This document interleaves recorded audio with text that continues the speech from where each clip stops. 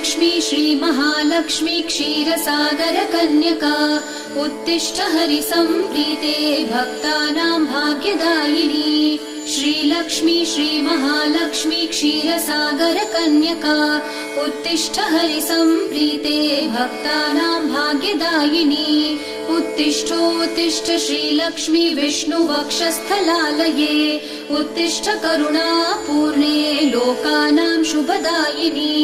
उत्तिष्ठोत्तिष्ठ श्रीलक्ष्मी विष्णुवक्षस्थलालये उत्तिष्ठ करुणापूर्णे लोकानां शुभदायिनी।